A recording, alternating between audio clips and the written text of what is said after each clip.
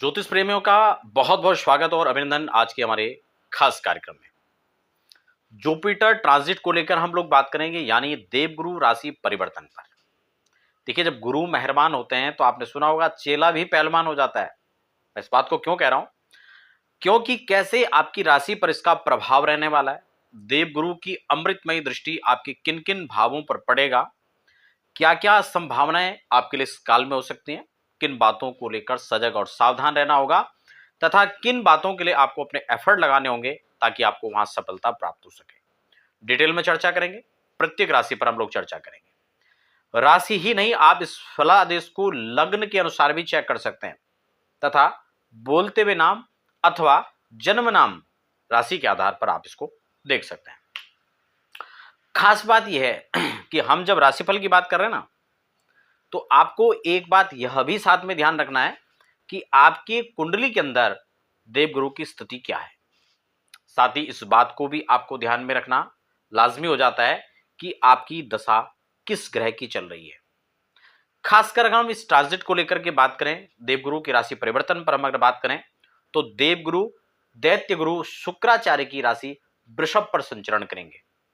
हालांकि ये अलग अलग व्यक्ति की कुंडली के अंदर, यानी अलग अलग राशि के चक्र के आधार पर देखा जाए तो ये अलग अलग भावों पर संचरण करेंगे, लेकिन यह उस भाव के अंदर क्या प्रभाव रहेगा जिस राशि पर बृहस्पति होंगे, वह भाव आपकी राशि से कौन से स्थान पर है, साथ ही आपके कुंडली के आधार पर वह कहां बैठे हुए हैं। तो इन चीजों का हमें ध्यान रखना है। प्रत्येक राशि पर हम डिटेल में चर्चा करेंगे। साथ ही निवेदन भी रहेगा, अगर आप पहली बार चैनल पर विजिट कर रहे हैं तो चैनल को सब्सक्राइब करके बेल आइकन को जरूर प्रेस कर लीजिए। आज हम राशि के क्रम में बात करेंगे मेष राशि की। मेष राशि के जातकों को यहां पर किस प्रकार की संभावनाएं बन रही है। मेष राशि के जातकों के लिए आपके राशि से द्वितीय भाव पर देवगुरु का संचरण काल रहेगा, यानी देवगुरु बृहस्पति आपके गोचर में वर्ष पर्यंत आपका द्वितीय भाव पर गोचर करेंगे। द्वितीय भाव यानी आपके धन का भाव, यानी आपकी वाणी का भाव, जो कि यहां पर आपके वाणी में मिठास लाने का काम करेंगे। और जब वाणी मधुर होती है तो व्यक्ति कई बार इस वाणी के कारण ही खाता है।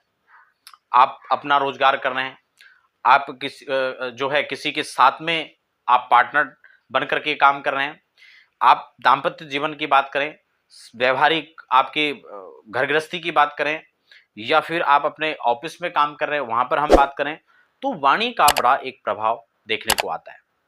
देवगुरु जब यहां पर रहेंगे तो कई समस्याएं आपके स्वाभाविक रूप से सुलझती हुई नजर आएंगी, क्योंकि आपकी वाणी में मधुरता होगी।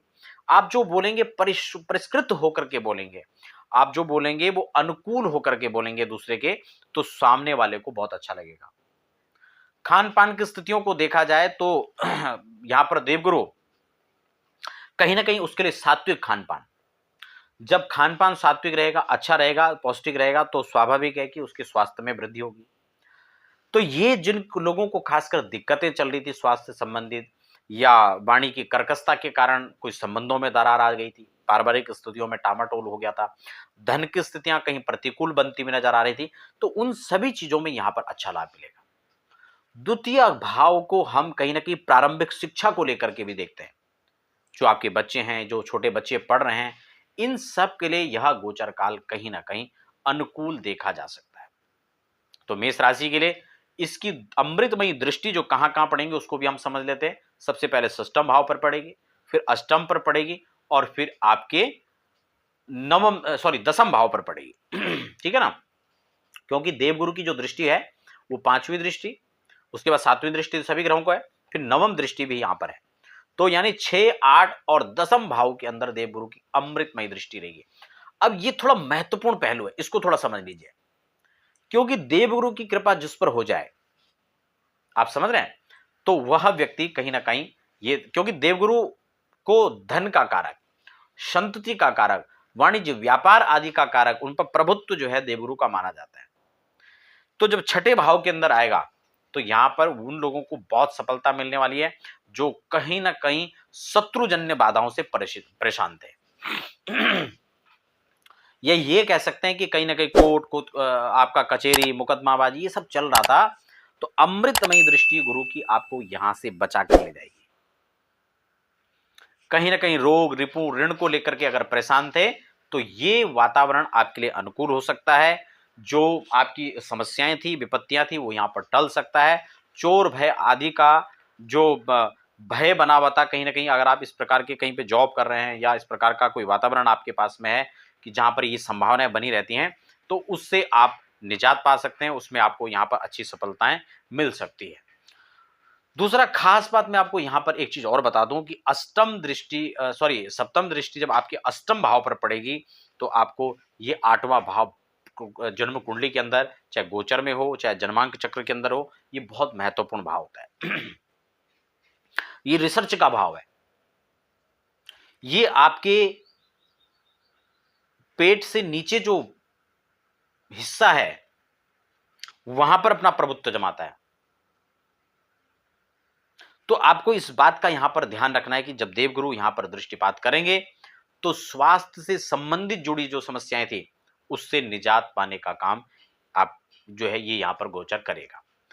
इसके अलावा मैं आपको यहां पर बता दूं, जिन लोगों को विवाह, क्योंकि विवाह का सप्तम से तो देखते ही हैं, लेकिन अष्टम से भी देखा जाता है। ये बहुत रहस्य की बात मैं आपको बता रहा हूं। इसलिए उन लोगों को जिनको कहीं ना कहीं विवाह में विलंब की स्थिति देखी जा रही थी, उनको यहां पर देवगुरु की अमृतमय दृष्टि एक संबंध इस प्रकार का बनाएंगे कि वहां पर आपको अच्छा लाभ मिलता हुआ नजर आएगा। विदेश यात्राएं द्वादश से भी देखते हैं, अष्टम से भी देखा जाता है। भ्रमण को हम यहां से देखते हैं।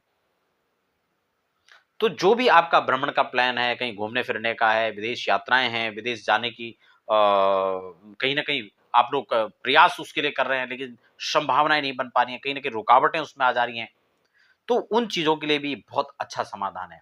देवगुरु की अमृतमय दृष्टि आपको ये इसमें कहीं ना कहीं आपको एक अच्छा लाभ देने का काम करेगी। तो ये बहुत अच्छा आपके लिए यहां पर है। शत्रु पराजय पराजय का आपका योग बनेगा। और जो दसम आपकी नवम दृष्टि दसम भाव के अंदर पड़ेगी, ये तो आपके लिए अमृत का काम करेगी। राजनीतिक लाभ बहुत अच्छा मिलेगा। जो राजनीतिक फील्ड से जुड़े हुए हैं, राजनीति में अपना कैरियर टटोल रहे हैं, उनको बहुत अच्छा लाभ मिलेगा। उच्च पद प्रतिष्ठा, पिता से संबंधों की बात करें, तो ये सब चीज यहां पर अच्छी आएंगी। तो कुल मिलाकर के बड़े बड़े लोगों से आपका मिलन होगा, अलग अलग फील्ड अलग अलग लोगों से आपका वार्तालाप, उनसे मिलना जुलना, उनसे लाभ की गुंजाइश यहां पर बनती नजर आएंगी। अच्छे पद प्रतिष्ठा आपको मिल सकती है, बड़ा कद आपको मिल सकता है, अच्छा मंत्रिमंडल में विस्तार हो रहा है, आपको भी यहाँ संभावनाएं आपकी बन रही हैं। तो ये काफी कुछ है जो यहाँ पर आपको आपके लिए इंप्रूवमेंट यहाँ पर इस वर्ष के अंदर दिखाई दे रहा है। इस भाव के अंदर खासकर शनि को कारक माना जाता है। जब जब गोचर की स्थितियों में, अभी तो खैर वहां पर वो संभावना नहीं बनेगी, लेकिन कुंभ राशि में, लेकिन उस राशि का प्रभुत्व तो यहाँ पर है, मकर राशि यहाँ पर बनेगी। तो इसलिए वहां भी आपको जो है इसका एक अच्छा लाभ मिलता हुआ नजर आएगा। सुख के कारक, सुख में अभिवृद्धि यहां पर होगी। तो ये मेष राशि के लिए ये काफी एक अच्छा गोचर कहा जा सकता है, और आप लोग इसका लाभ लें। उसके लिए उपाय भी मैं आपको साथ में बता देता हूं। पीले वस्त्र को आप जो है अपने वस्त्रों में धारण करें, जो है उसको ऐड कर लें। इसके साथ ही आप एक चीज का ध्यान रखें, आप रुद्राक्ष धारण कर सकते हैं, 5 मुखी और 9 मुखी धारण कर सकते हैं, 7 मुखी धारण कर सकते हैं। तो ये रुद्राक्ष आपके लिए बहुत अच्छा रहेगा। और देवगुरु के बीज मंत्र ओम ग्राम ग्रीं ग्रौं शः गुरुवे नमः, इस मंत्र को जप सकते हैं। अगर इस मंत्र को नहीं जप रहे हैं, ओम नमो भगवते वासुदेवाय या अष्टाक्षरी मंत्र ओम नमो नारायणाय, इन मंत्रों का जप कर सकते हैं। तो बंधुओं, आशा करता हूं इस गोचर पर हमारी एक सकारात्मक सार्थक चर्चा रही होगी। आप इस गोचर काल का लाभ ले सकते हैं। आपके बहुत बहुत शुभकामनाएं, अग्रिम शुभकामनाएं। मिलते हैं फिर अगले कार्यक्रम के दौरान। तब तक के लिए हमें दीजिए इजाजत। जय श्री राधे।